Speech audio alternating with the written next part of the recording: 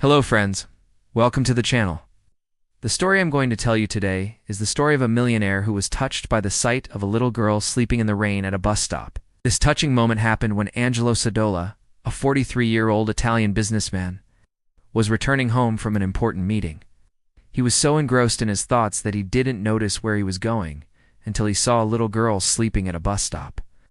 It was raining heavily, and the girl looked very cold. She had no umbrella or raincoat. Her hair was wet and plastered to her head. The girl looked miserable. At first Angelo thought of driving past, but something stopped him. It was probably her innocence that made him change his mind. Maybe it was her trusting eyes. Whatever it was, he couldn't just leave her there. So Angelo did something extraordinary. Stopped his expensive car beside the girl, got out of it, and gently woke her up. "I think I saw her go into that bakery," the woman said, pointing to a small bakery across the street. "She went in there with a man. I think he might be her father." "Wake up, little one," he said softly. "You can't sleep here in the rain." But after a while he began to get impatient. Where were they? Was the girl in danger? Angelo couldn't wait any longer. He decided to go and look for them. He knew exactly who she was talking about. Angelo nodded. "That's the girl I found at the bus stop. Is she in danger?" He pushed open the door to the bakery and went inside. Then she walked out of the bakery and followed the police car. They thanked Angelo profusely for taking care of their daughter and for bringing her home safely. "We owe you so much," her parents said, hugging Angelo. "You're a true hero." She wanted to tell the police where Luna was, but she didn't want to interrupt their investigation. "I just found her and brought her home. You should thank that nice lady at the bakery. She'll help me find your daughter." So she decided to leave a note on Angelo's car. They thanked the old woman and then turned back to Angelo. He often thought of her and wondered how she was doing. He hoped that she was happy at home with her parents and that she was safe from the rain. He had been scared, yes, but mostly he had been determined to find Luna. "Hello, Luna," he said softly. He slowed down and prepared to drive past when suddenly he saw one of the children. It was Luna. She cried out, running over to Angelo. "I remember you. You're the man who saved me from the rain." "This is the man who saved me," she said proudly.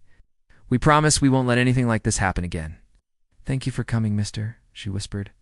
"Of course I saved you. I could have possibly left you sleeping in the rain." Dad found Luna again, and he knew that she was happy and healthy. He had done something good that day, and he felt proud. He knew that she needed help, and he was glad that he had been the one to find her. "Will you let us make it up to you somehow? Why not start a foundation to help underprivileged children in the city?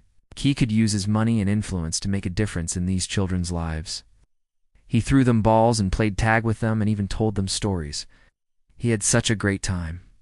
"Are you going to take better care of Luna now?" He also set up a fund to pay for their education. She was laughing and playing with the other children, and Angelo couldn't help but smile, "Because I don't want to see her sleeping in the rain again." "We know how worried you must have been when you thought Luna was in danger." It became one of the most successful charities in the city, and Angelo was proud. He looked around hoping to find the man who had been with the girl, but he was nowhere to be seen. She had seen the interaction between Angelo and the officers, and she knew that he was a good man. She knew that he wouldn't hurt Luna, so she decided to do something. If it wasn't for her, he might have never started the foundation. However, behind the counter stood a friendly-looking old woman. The girl opened her eyes slowly, blinking away the sleep. The old woman looked at Angelo and smiled. "Of course I did," she said. "They came in here about half an hour ago." He approached the officers and explained what had happened. The officers listened patiently to Angelo's story, and then one of them spoke up. "Sir, we received a call about a missing child. Her name is Luna, and she was last seen at a bus stop near here. Do you know her?" They sat down in that corner. The old woman pointed to a small table in the corner where two empty chairs stood. When she realized where she was, she started crying. Angelo agreed to answer any questions the police had, and they drove him around the city looking for Luna. "I want my mommy," she cried out, hugging herself. Seeing this, Angelo felt a pang of sympathy for the child. He picked her up and wiped away her tears. "Don't worry, little one. I'll take care of you," he said, trying to sound reassuring. He didn't know where the girl lived or if she even had a home. He couldn't just take her to his house. He couldn't bear to leave her out in the rain any longer. "Excuse me," he asked, "but have you seen this girl around here?" The people looked at the girl in Angelo's arms and shook their heads. "I'm sorry, but we haven't," one of them said. "We just got here ourselves, so we made a decision." He would drive her home, but only after he found out where her home was. His wife would probably have a fit.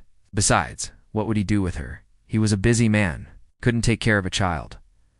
But Angelo soon realized that he had a problem. As Angelo struggled with what to do, the girl snuggled into his shoulder, fast asleep. He looked down at her, and his heart melted. With the girl in his arms, Angelo approached the people waiting at the bus stop. Angelo sighed, was about to give up when a woman stepped forward. Angelo thanked the woman and hurried across the street. "Excuse me," Angelo said, "but have you seen a man come in here with a little girl?" Angelo walked over to the table and sat down. He waited, hoping that the man would return. As he walked out of the bakery, he noticed a police car parked nearby. Angelo's heart sank. "The missing child? No, sir. We're just taking a statement from you, since you were the last person who saw her." Meanwhile, back at the bakery, the old woman was watching the police car drive away.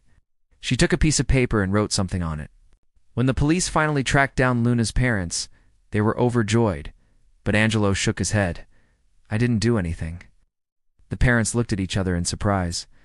They had no idea that anyone else had been involved in the search. Angelo thought for a moment. He really hadn't been worried. "I don't need anything," Angelo said finally. "I just want to know one thing."